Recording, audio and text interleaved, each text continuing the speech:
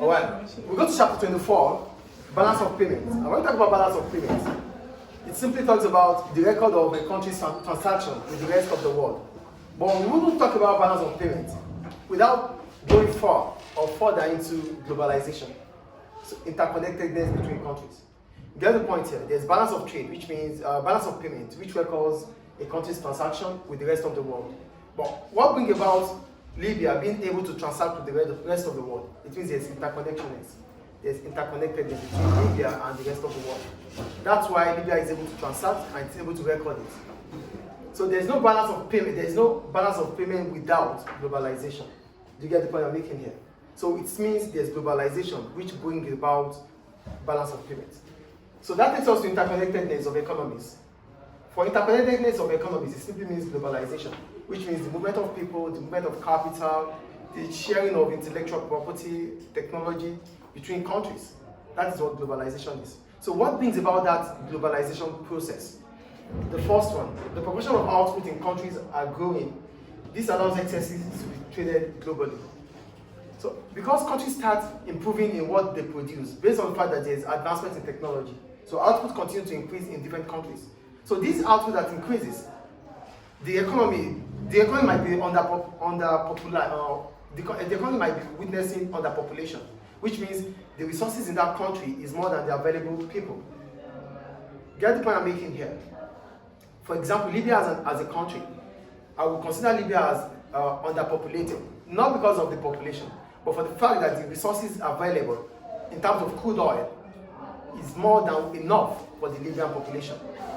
Do you get the point about underpopulation here? There's underpopulation because the economic resources available is more than enough for the given population. So now that Libya has excesses, it has to sell it out. If not, it will get wasted. So with the excess Libya has, it's able to export. So now that Libya is able to export crude oil, it means Libya is able to record a balance of payments. Do you get the point I'm making here? So the first process about globalization is that we are able to increase our output as countries based on the fact that there's advancement in technology. So we can increase our output. And as soon as we increase our output, we have excesses. We cannot use it. It's going to get wasted. So what do? We sell it out of the country. So that brings about globalization and interconnectedness. Do you get the first point here? Output is increasing within economies. And this output that is increasing, it has to be sold. So to sell it, it means we have connection with other countries. That is interconnectedness. Do you understand the first point here? Do you understand the first point, please? Yes. Do we understand the first point? Yes. The second one, there's increasing level of investment from foreign investors in the domestic economy.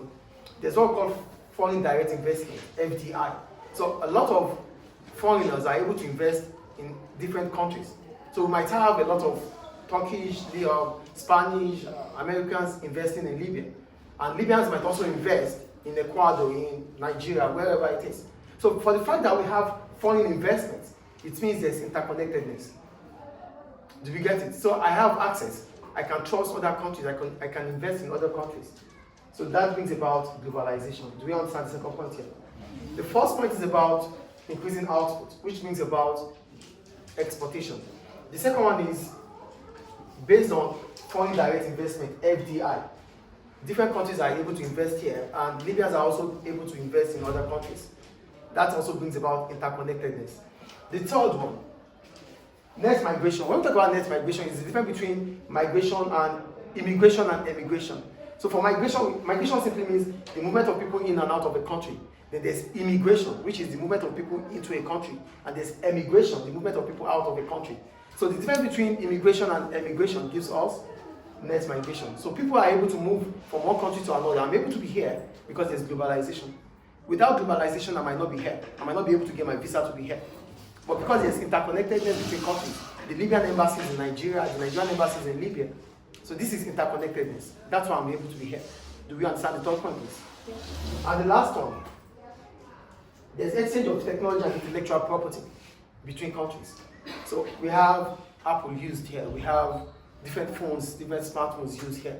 Why? Because we have access to it. Without globalization, we might not be able to use those gadgets that we're using in here. So these are the process of globalization. Do we understand or not? Yes.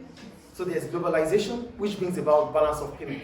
All these stated are transactions that has to be recorded.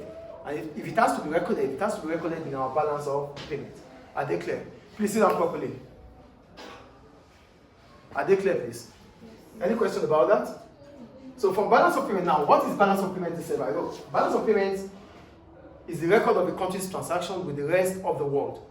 So for balance of payment, we have two accounts to open. We have the current account and the financial / the capital account. So for the current account, it is where our payment is done in terms of what we buy or sell in and out of the country. So our current account records the purchase and sale of goods and services in an economy. And for the capital account, it records the money flow, the flow of money in and out of the country. And when we talk about flow of money, simply we're talking about the factor income. Do we know what factor income is? Factor income. Factor income. Who knows what factor income is? So factor income are those income we earn from our factors of production. Those income we earn from our factors of production. For land rent income, for labor wages or salary, for capital interest, and for entrepreneur profits or loss. These are what we call factor income. So all these factor income are recorded in the capital or financial account. Is it clear? So we have our current account. For current account, two things we have in the current account is trade in goods and trade in services. So in the next class, we're going to talk about current account in full time, because with the current account, we have our balance of trade. And balance of trade explains the import and export of goods and services. So in the next class, we'll talk more.